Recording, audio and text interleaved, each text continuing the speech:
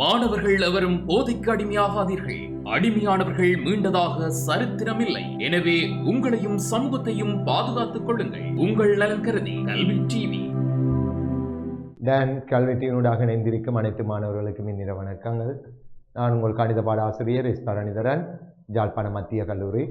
இன்றைய வகுப்பில் பிள்ளைகள் தரம் 11 மாணவர்களுக்கான கணித பாடத்தில் புது அழகு ஒன்று படிக்க இருக்கிறோம்.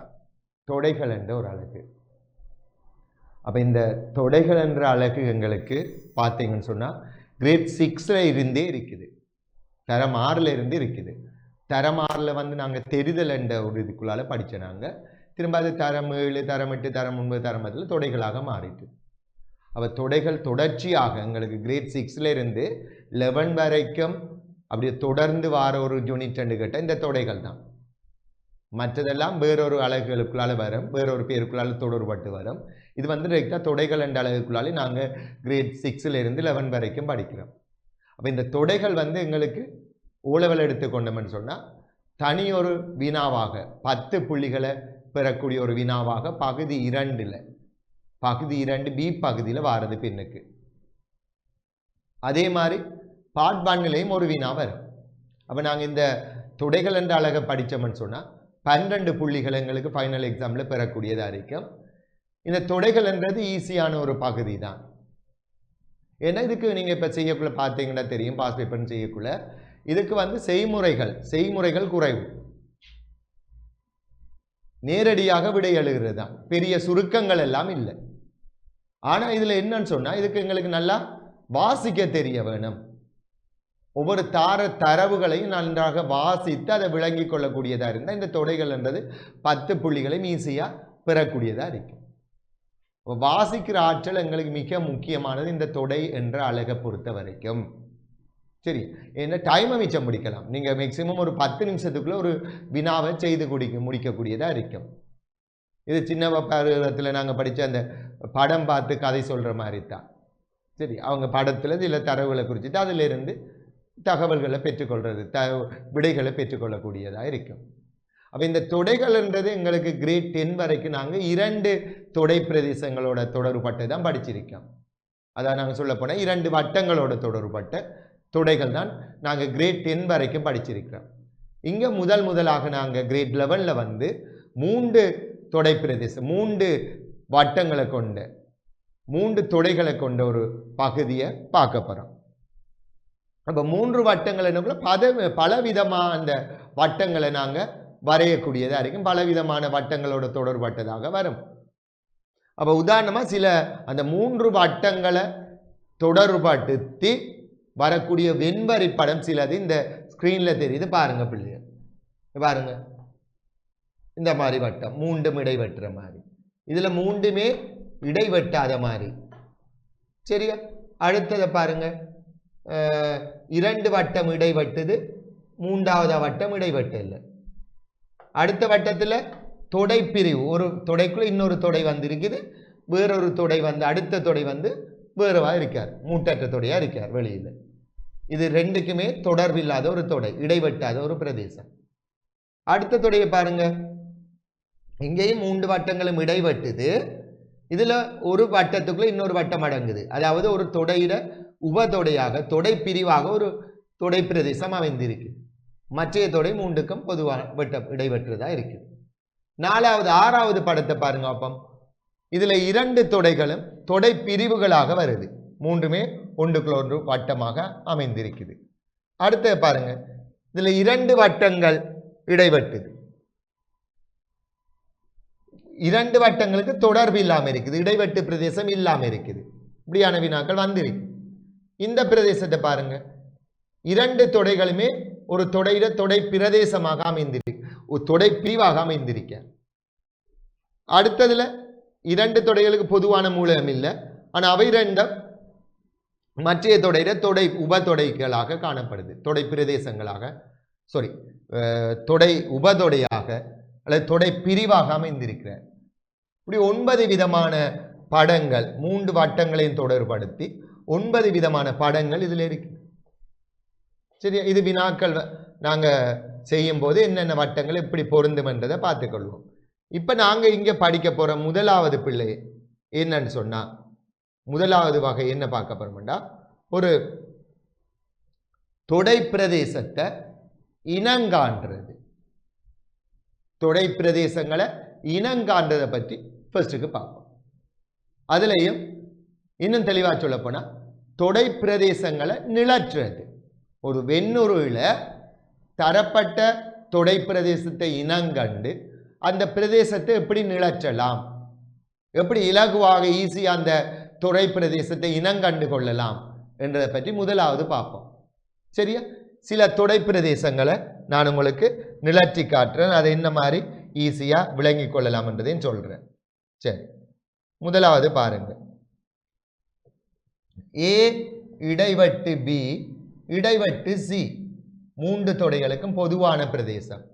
இதை வெண்வரி படத்தில் உரிய பிரதேசத்தை நிலற்றன்னு சொன்னா ஏபிசி என்ற மூன்று தொடைகளும் இடைவற்ற மாதிரி ஒரு வெண்ணுரு எடுப்போம். இது ஏ என்றது, இது பி என்ற தொடை, இது சி என்ற தொடை.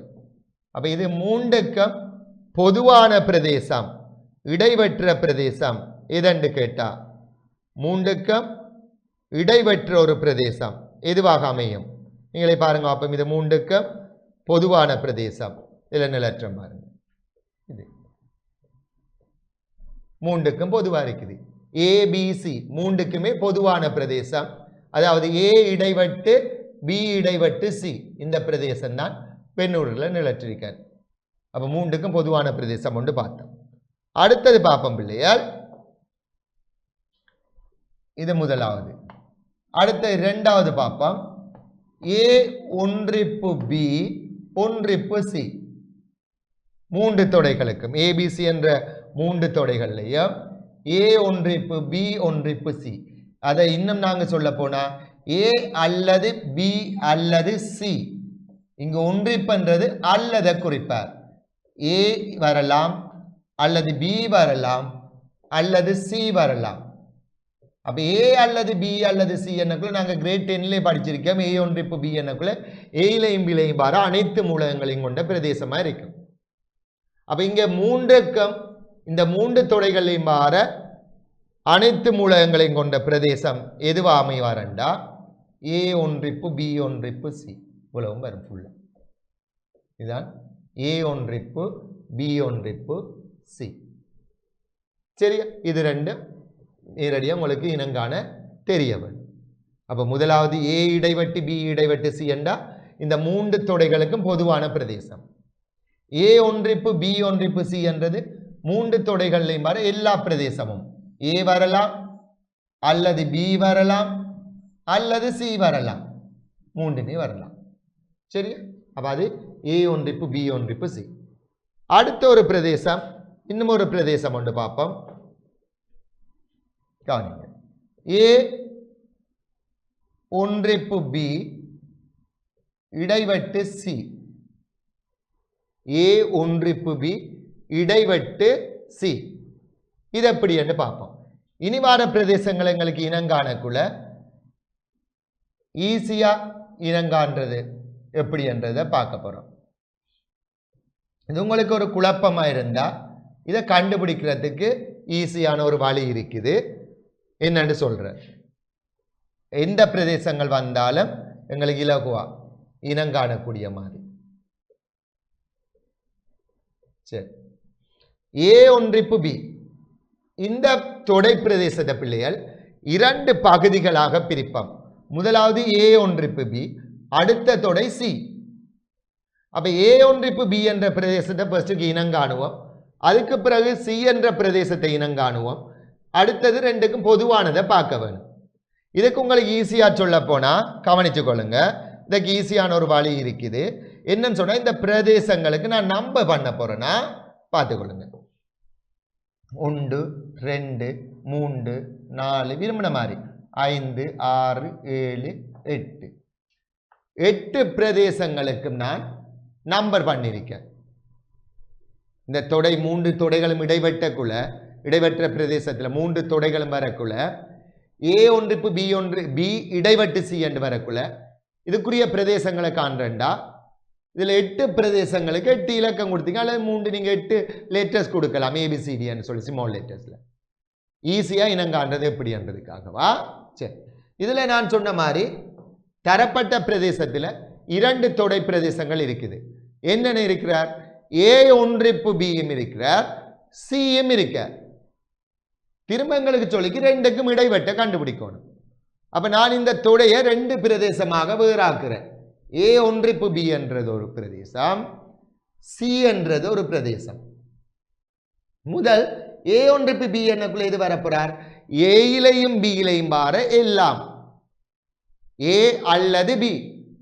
அப்ப அதன்படி இங்க கவனிச்சு கொள்ளுங்க, ஏ ஒன்றிப்பு பி என்றது ஏயிலையும் பியிலையும் பார எல்லாம் எது 1 2 3 4 5 6 பாருங்க, 1 2 3 4 5 6 ஏயிலையும் பியிலையும் பார எல்லா மூலகமும் வரும். அடுத்தது சியை சொல்லுங்க.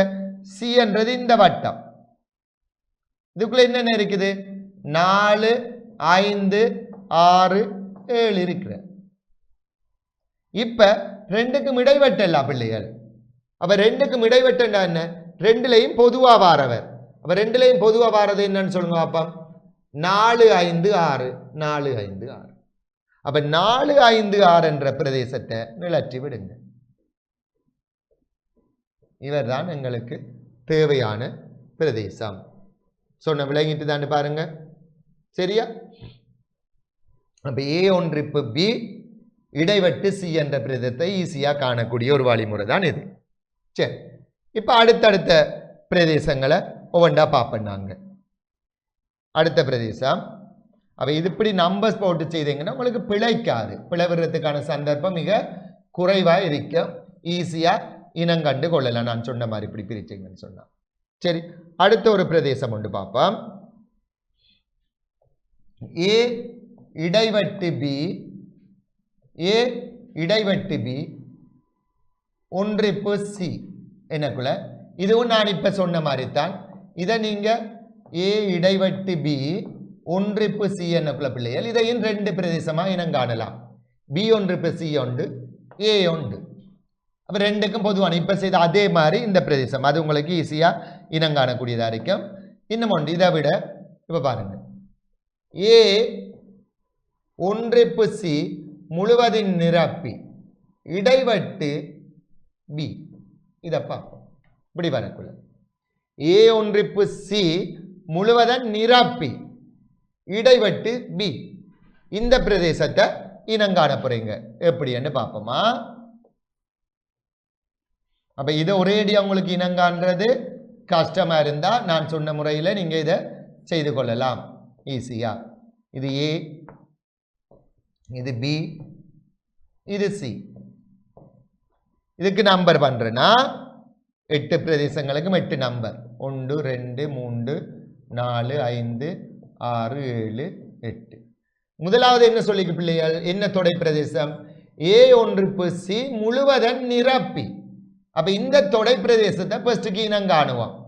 ஏ ஒன்றிப்பு சி என்றா என்ன, ஏயிலையும் சியிலையும் பார எல்லா மூலகமும். இது ஏ,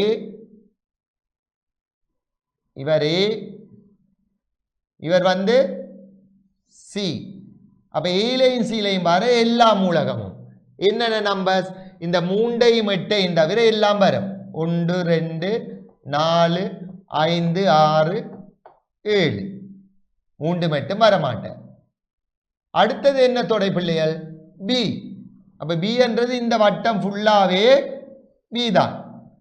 அப்ப பியில் என்னென்ன இருக்குது, 2 3 4 5, 2 3 4 5. இப்ப 2க்கும் இடைவெட்டலா பிள்ளைகள், 2க்கும் இடைவெட்டா என்ன வரும், 2லையும் பொதுவா வார மூலகம். அப்ப 2க்குமே பொதுவா வார மூலகம் என்ன இருக்குதுன்னு பாருங்க. இதுல 2 இருக்கிறார், 4 இருக்கிறார், 5. அப்ப 2 4 5, 2 4 5 இந்த பிரதேசம். இதுதான் எங்களுக்கு தேவையான விளங்கிட்டா பிள்ளையர். அப்ப ஈஸியா அப்படி இனங்கான்று சொல்லி, சரியா? அப்ப அடுத்த ஒரு பிரதேசம் பார்ப்போம். ஏ இடைவெட்டு பி இடைவெட்டு சி டேஷ், இதை பார்க்க போறோம். ஏ இடைவெட்டு பி இடைவெட்டு சி டேஷ் இந்த பிரதேசத்தை எப்படி இனங்காண்றன்னு பார்ப்போமா.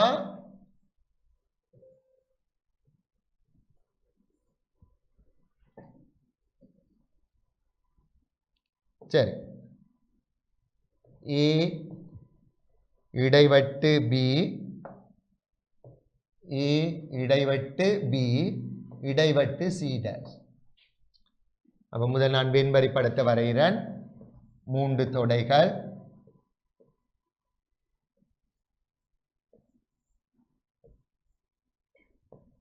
இது ஏ என்ற பிரதேசம், இது பி என்றவர், இது சி. 3 தொடைகள். முதலாவது சொல்லியிருக்குது என்ன? அப்ப இந்த தொடைகளை நாங்க தரப்பட்ட பிரதேசத்தை 2 தொடை பிரதேசமா வேறாக்குவோம். ஏ இடைவெட்டு பி என்றது ஒரு தொடை, சி டேஷ் என்றது ஒரு தொடை. திரும்ப 2க்கும் பொதுவானதை கண்டுபிடிக்கும். நான் முதல் ஏ இடைவெட்டு பியை சொல்லுங்களேன் பார்ப்போம். இதுக்கு நம்பர் பண்றேன்னா உங்களுக்கு ஈஸியா செய்யறதுக்காக 1 2 3 4 5 6 7 8. முதலாவது ஏ இடைவெட்டு பிக்கு வருவோம். ஏ இடைவெட்டு பி என்ற என்ன பிள்ளைகள்? ஏயிலையும் பியிலையும் வார பொதுவான மூலகம். இது ஏ, இது பி. 2க்கும் பொதுவா என்ன இருக்குது? 2 இடைவெட்டுதுங்க, 2 5. அடுத்தது என்ன தொடை? C dash. சி டேஷ் என்ற என்ன? சி தவிர்ந்தது. இந்த வட்டம் ஃபுல்லாவே சி. இது தவிர்ந்தது என்ற என்ன? அதை விட்டுட்டு மற்ற எல்லாம் 1 2 3 8. 1 2 3 8. இப்ப எங்களுக்கு சொல்லியிருக்கிற பிரதேசம் ஏ இடைவெட்டு பிக்கும் சி டேஷுக்கும் பொதுவானவர், இடைவெற்றவர். அப்ப 2க்கும் பொதுவானது எது பிள்ளைகள்? 2. இது. அப்ப நிலற்றிய பிரதேசத்தை பாருங்க. எது 2க்கும் பொதுவா வாரார்? ஏக்கும் பிக்கும் பொதுவா வாரார், சி வரல. அப்ப அதே மாதிரி பிள்ளைகள் இந்த பிரதேசத்தை நாங்க நேரடியா எழுதலாம். இது உங்களுக்கு ஈஸியா ஞாபகத்தில் இருக்கணும். கூடுதலா இந்த பிரதேசங்கள் எங்களுக்கு கேட்கப்படுறது. இது ஏ, இது பி, இது சி என்று சொன்னா இதை சொல்லுங்க. இந்த பிரதேசத்தை நீங்க என்னன்னு சொல்லலாம்? எதுக்கு பொதுவானவர்? யார் வரல? ஏக்கும் சிக்கும் பொதுவா இருக்குது. ஆனா என்ன வரல? பி என்ற வட்டம் வரல. அப்ப என்னன்னு சொல்லுவீங்க? ஏ இடைவெட்டு சி. ஏக்கும் பிக்கும் ஏக்கும் சிக்கும் பொதுவா இருக்கார். ஆனா என்ன வரல? ஏ வரல. அப்ப இடைவெட்டு ஏ டேஷ், ஏ இல்ல பி டேஷ். என்ன? பி வரல. பாருங்க, ஏக்கும் சிக்கும் பொதுவானது இந்த இருக்கிறவர். எந்த வட்டம் வரல? எந்த தொடை வரல? எங்களுக்கு பி வரல. அப்ப பி டேஷ். அதே மாதிரி இவரை சொல்லுங்க. இந்த அன்னலட்டன் ரெட் கலர் இல்லையா? இந்த பிரதேசத்தை சொல்லுங்க பாப்போம். எது 2க்கும் பொதுவா இருக்குது? எந்த வட்டம் வரல? எது 2க்கும் பொதுவான்னு சொல்லுங்க. பிக்கும் சி என்ற தொடைக்கும் பொதுவா இருக்கிறார். ஆனா என்ன வரல? ஏ என்ற இந்த வட்டம் வரல. அப்ப பிக்கும் சிக்கும் பொதுவண்டா பி இடைவெட்டு சி இடைவெட்டு ஏ டேஷ். இது. அப்ப இதெல்லாம் எங்களுக்கு ஈஸியா இனம் காணக்கூடியதா இருக்கும்.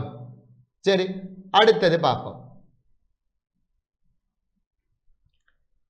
இன்னும் சில தொடை பிரதேசங்கள். அப்ப இதெல்லாம் எங்களுக்கு எக்ஸாமுக்கு நேரடியா கேட்கக்கூடியதா அமைந்திருக்கும். தொடை பிரதேசங்களை இனங்காண்றது. உங்களுக்கு டவுட்னா நீங்க இப்படி இந்த மாதிரி வெண்வரி படத்தை வரைஞ்சி பார்த்துட்டு அந்த பிரதேசங்களை போடலாம். சரி, அடுத்த ஒரு தொடை பிரதேசத்துக்கு வருவோம். ஏ ஒன்றிப்பு சி டேஷ். ஏ ஒன்றிப்பு சி டேஷ் இடைவெட்டு பி. ஏ ஒன்றிப்பு சி முழுவதும் நிரப்பி இடைவெட்டு பி. சரி, இந்த தொடை பிரதேசத்தை நீங்க இனங்காண்ட பிள்ளைகள் முதல் என்னத்தை காணணும்?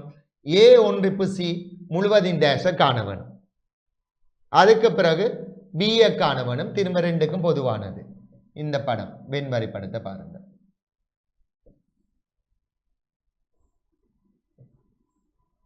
இதுக்கு நாங்கள் நம்பர்கள் போட்டுக்கொண்டா உங்களுக்கு பிரதேசங்களை இனங்காண்றது ஈஸியாக இருக்கும்.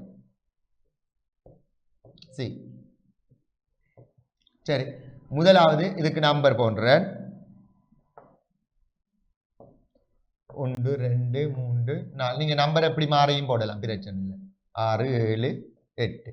முதலாவது என்ன சொல்லிக்குது? A1C முழுவதின் நிரப்பி.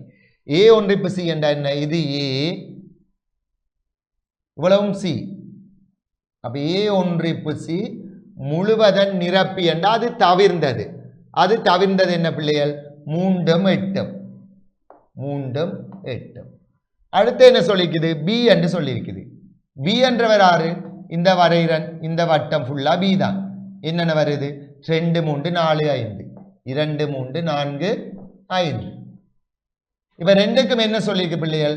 இடைவெட்டு என்றா ரெண்டுக்கும் பொதுவான பிரதேசம் 3 3. அப்ப எங்களுக்கு தேவையானவர் 3 என்ற இந்த பிரதேசம். சரியா? அப்ப அதே மாதிரி இப்ப உண்டண்ட பிரதேசத்தை நீங்க சொல்லுங்க பாப்போம். இதை எப்படி சொல்லலாம்? எதுவும் வரல, பியும் சியும் வரல பிள்ளைகள். இந்த பி என்ற வட்டமும் சி என்ற வட்டமும் ஒன்றுல வரல. சரியா? ஏதென்று சொன்னா நான் இப்ப நிலற்றம் பாருங்க. இந்த உண்டண்ட பிரதேசமா இத வெண்பரி படத்துல நிலற்றி தந்துட்டு இது என்ன தொடை பிரதேசம் என்று கேட்டா, இது எது ரெண்டுக்கும் எந்த ரெண்டு வட்டமும் வரல. இந்த சி என்ற வட்டம் ஃபுல்லா வரவும் இல்லை, பி என்ற வட்டமும் வரல. அப்ப பியும் சியும் வரல. அப்ப பி ஒன்றிப்பு சி முழுவதன் நிரப்பி இது ஃபுல்லாவே வரல. இடைவெட்டு என்ன வருது? ஏ வர இடைவெட்டி. இதுதான் எங்களுக்கு உரிய பிரதேசமா இருக்கு. அதே மாதிரி அதிலே வச்சே சொல்றேன் நான். இந்த 7 என்ற பிரதேசம், இந்த 7 இந்த நிலச்சியவர் இவரை சொல்லுங்க அப்பம். இதே மாதிரி எந்தெந்த வட்டம் வரல இதுல? இந்த நிலச்சி எவ்வளவுமா? எது வரல பிள்ளைகள்? ஏயும் பியும் ஃபுல்லா வரல. ஏன்னு சொல்லுங்க. இது ஏ, இது வந்து பி. இந்த ரெண்டு வட்டமுமே ஃபுல்லா எங்களுக்கு வரல. அப்ப என்னன்னு சொல்லுவீங்க? அது ஏ ஒன்றிப்பு பி முழுவதின் நிரப்பி ஃபுல்லா ரெண்டுமே வரல. ஆனா என்ன வந்திருக்கிறார்? சி வந்திருக்கார். இடைவெட்டு சி. இதுதான் எங்களுக்கு தெரியும். விளையாட்டுதான். அப்ப இந்த ஒரே வட்டத்திலே ஒரே வெண்ணுருவிலே 3 பிரதேசங்களையும் உங்களுக்கு சொல்லியிருக்கிறேன். அப்ப இதெல்லாம் வந்து எங்களுக்கு தொடை பிரதேசங்களை இலகுவாக இனங்காணக்கூடிய வழிமுறைகள். அப்ப எப்படியும் நாங்கள் இந்த தொடை பிரதேசங்களை இனங்கண்டு கொள்ளக்கூடியதா இருக்கு. இப்ப நாங்க அடுத்தது பார்க்க போறோம். உங்களோட புக்ல உள்ள சில தொடை பிரதேசங்களை நான் நிலச்சி காட்டுறேன். உங்களோட புக்ல உள்ள சில வினாக்களை, தரப்பட்ட வினாக்களை நிலச்சி காட்டுறேன். என்னென்னு பாருங்க. சரி,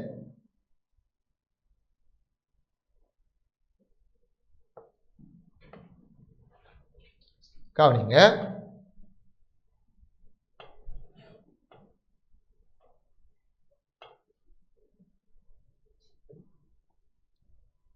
சிலது நான் நிலற்றியதுதான், நிலற்றாத சில பிரதேசங்கள்.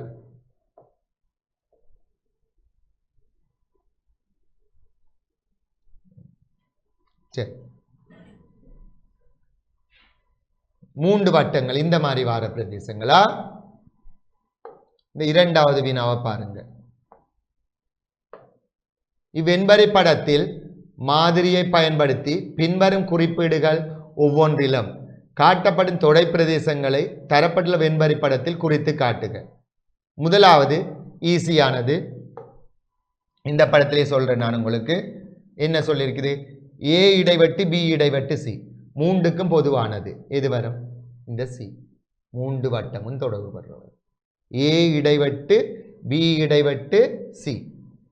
சரி, அது நேரடியா எங்களுக்கு சொல்லலாம். அடுத்ததை பார்ப்போம். ரெண்டாவது பி இடைவெட்டு சி டேஷ். பி வர சி வரக்கூடாது, சி டேஷ். ஆனா பி வரணும். சி தவிர்ந்த பி. அப்ப இந்த சி என்ற இந்த வட்டம் வரக்கூடாது ஃபுல்லா. ஆனா என்ன வரணும் பிள்ளைகள்? பி வர வேணும். அப்ப சி தவிர்ந்த பி. வெளியில போவாரா? வெளியில போன ஏ என்று வந்துருவார். இப்ப சி தவிர்ந்த பி. சரியா? அப்ப அதுவும் எங்களுக்கு நேரடியா குறிக்கக்கூடியதா இருக்கும். கடைசியையும் நான் சொல்றேன், நேரடியா குறிச்சிட்டு மூன்றாவதுக்கு வாரேன். கடைசி பிரதேசத்தை பாருங்க. ஏ ஒன்றிப்பு பி ஒன்றிப்பு சி முழுவதும் நிரப்பி. ஏ ஒன்றிப்பு பி ஒன்றிப்பு சி என்றா ஃபுல்லா வரும். இவ்வளவும் ஏ ஒன்றிப்பு பி ஒன்றிப்பு சி. ஆனா எங்களுக்கு கேட்டது அதுட நிரப்பி என்றா இவ்வளவும் வராது. அப்ப எங்க வரப்போறார்? வெளிப்பிரதேசம். அப்ப இவருக்கு எங்களுக்கு தேவையான பிரதேசம் என்ன? வெளிப்பிரதேசம். அப்ப வெளிப்பிரதேசம் என்றது எது பிள்ளைகள்? இந்த பிரதேசம். இதைத்தான் நாங்க என்னன்னு சொல்லுவோம்? ஏ ஒன்றிப்பு பி ஒன்றிப்பு சி முழுவதும் நிரப்பி. சரியா? சரி, அடுத்த கேள்விக்கு வருவோம். இந்த பிரதேசம் எங்களுக்கு காண்றது கொஞ்சம் இதுக்கு நம்பர் போட்டு செய்யறது ஈஸியா இருக்கும், அல்லது நேரடியா செய்து ரெண்டு முறையிலையும் சொல்றேன் நான். பி ஒன்றிப்பு சி முழுவதும் நிரப்பி. பி ஒன்றிப்பு சி முழுவதும் நிரப்பி என்ற பிள்ளைகள் பியும் சியும் ஃபுல்லா வரமாட்டார். அப்ப பியும் சியும் ஃபுல்லா வரமாட்டார் என்றாங்க. இந்த பி என்றவர் இவர், சி என்றது அதுக்குள்ள இருக்கிறார். இவங்க இவ்வளவும் வரமாட்டாங்கன்னா வெளியில தானே. ஆனா என்ன வர வேணும்? ஏ வர வேணும். அப்ப இதான் சொல்லுங்க, பியும் சியும் தவிர்ந்த இந்த பிரதேசம்.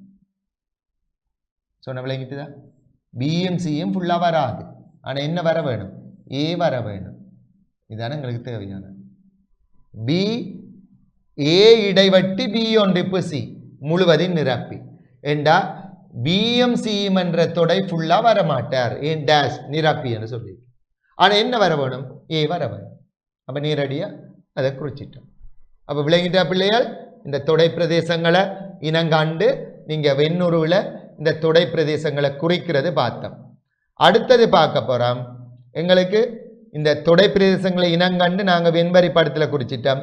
அடுத்தது பார்க்கக்கூடியது பிரசினம் தீர்க்கிற வினாக்கள். இதுதான் எங்களுக்கு 10 மார்க்ஸை பெற்றுத்தரக்கூடிய பகுதியாக அமைந்திருக்கும். அது என்னென்னு சொல்லி அந்த இதை பார்ப்போம். நாங்கள் அதுக்கு எங்களுக்கு தொடை பிரதேசங்களை வேறுபடுத்தி கொள்ள தெரிய வேணும், இனங்கண்டு கொள்ள தெரிய வேணும். சரி, என்னன்னு பாருங்க. நான் ஒரு தகவல் ஒன்றை குறிக்கன். வெண்ணூரில் ஒரு விருந்துவசாரத்தில் 3 வகையான சிற்றுண்டிகள் வழங்கப்பட்டிருக்குது. அந்த 3 வகையான சிற்றுண்டிகளையும் உண்டவர்கள் பற்றிய தகவல்கள் இதில் குறிச்சிருக்குது ஒரு வெண்வரியில். சரி, ஒரு கூட்டத்துக்கு ஒரு 50 பேர் கலந்து கொண்டாங்க. அதில் இது வடை சாப்பிட்டவர், இது மோதகம் சாப்பிட்டவர், இது வாழைப்பழம் சாப்பிட்டவர். 3 வகையான உணவுகள் பற்றிய தகவல் இந்த வெண்வரி படத்தில் குறிச்சிருக்கு. என்னென்ன? ஒரு விருந்துவசாரத்தில் 50 பேர் கலந்து கொண்டிருக்காங்க. அதுல வடை சாப்பிட்டவர், மோதகம் சாப்பிட்டவர், பழம் சாப்பிட்டவர். இந்த 3 சாப்பிடாக்களும் இருப்பாங்க. இப்ப நான் சில லெட்டர்ஸ் குறிக்கிறேன். குறிச்சிட்டு அந்த ஒவ்வொரு பிரதேசங்களுக்கும் உரிய அந்த வெண்வரி படத்தில் காட்டப்படுற ஒவ்வொரு பிரதேசங்களுக்கும் உரிய ஆக்களை இனம் கண்டு கொள்ளும். ஃபர்ஸ்ட்டுக்கு அது கண்டப்பட்ட எங்களுக்கு ஈஸியா இருக்கும். சரியா? சில லெட்டர்ஸ், இது ஏ, இது பி, சி, டி, இ, எஃப், ஜி, ஹெச். சரி, 8 பிரதேசங்கள் அங்க நம்பர் போட்ட மாதிரி இங்க எழுத்துக்கள் போட்டிருக்க. ஒவ்வொரு பிரதேசங்களையும் பற்றி சொல்ல போறீங்க. முதலாவது வருவம் ஈஸியானது. ஈ என்ற பிரதேசம். இவங்க என்னன்னு சொல்லுங்க. அப்ப ஈ என்றாக்கள் என்ன சாப்பிட்டு இருக்காங்க? 3 வகையான உணவுகளையும், அதாவது வடை, மோதகம், பழம், இந்த 3 வகையான உணவுகளையும் சாப்பிட்டவர்கள் தான் இந்த ஈ என்ற பிரதேசத்துக்குள்ள வாராங்க. அப்ப ஈ என்ற பிரதேசத்தை என்னன்னு சொல்லலாம்? வடை கமா மோதகம் கமா பழம் சாப்பிட்டவர் என்றா என்ன? இந்த 3 வகையான உணவுகளையும் சாப்பிட்டவர்கள். சொன்ன விளையாண்டுதான். அடுத்தது வருவோம். ஏக்கு வருவோம். ஏ எப்படிப்பட்டாக்கலண்டா மோதகமண்ட வட்டமும் இங்க வரல, பழமண்ட வட்டமும் இந்த ஏ என்ற பிரதேசத்துக்குள்ள சம்பந்தப்படல. அப்ப ஏ என்றதுக்குள்ள இருக்கிறார்கள் மோதகமும் சாப்பிடல, பழமும் சாப்பிடல. அப்ப என்ன சாப்பிட்டு இருக்காங்கடா வடை. அப்ப இவங்களை சொல்றது ஏதாவது ஒரு வட்டம், பிள்ளைகள் வடிவம் ஞாபகம் வச்சுக்கோ, ஏதாவது ஒரு தொடை பிரதேசம் ஒரு வட்டம் ஃபுல்லாவே தொடர்படலல்ல அங்க மட்டும் என்ற சொல் பாவிக்க வேண்டும். அப்ப இவங்களை சொல்லலாம் ஏ என்ற பிரதேசத்துக்குரியாக்கள் வடை மட்டும் சாப்பிட்டவர், வடை மட்டும் சாப்பிட்டவர். அதே மாதிரி சொல்லுங்க பாப்பம், இந்த சிஎன் என்று சொல்வீங்க பிள்ளைங்க, மோதகம் மட்டும் சாப்பிட்டவர். அதே மாதிரி நேரடியா ஜிய சொல்லலாம் பழம் மட்டும் சாப்பிட்டவர். அப்ப திரும்ப சொல்றேன், ஏ என்றது வடை மட்டும் சாப்பிட்டவர், சி என்றது மோதகம் மட்டும் சாப்பிட்டவர், ஜி என்றது பழம் மட்டும் சாப்பிட்டவர். இப்ப பி என்ற பிரதேசத்துக்கு வாரேன், வடியா கவனிச்சுக்கணும்.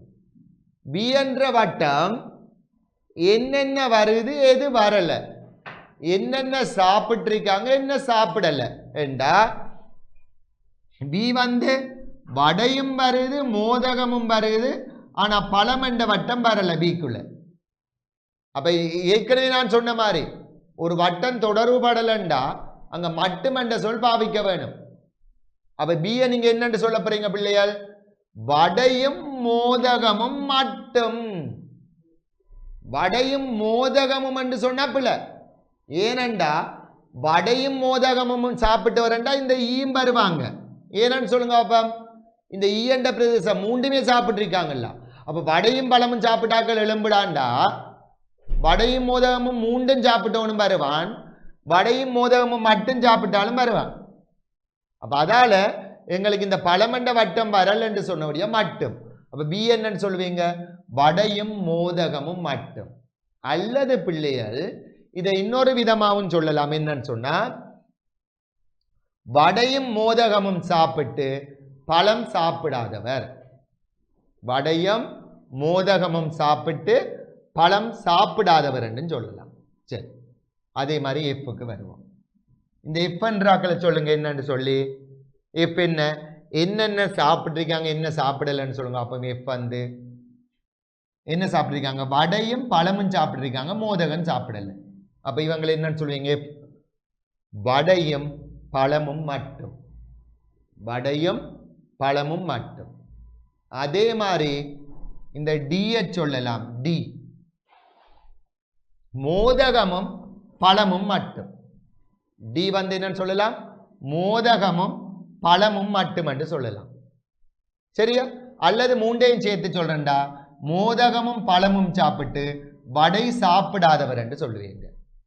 அதே மாதிரி இந்த எச்ச சொல்லலாம் பிள்ளைகள், என்னன்னு சொல்லி இம்மூன்று வகை உணவுகளையும் சாப்பிடாதவர் என்று சொல்லலாம். சொன்ன விளங்குதா?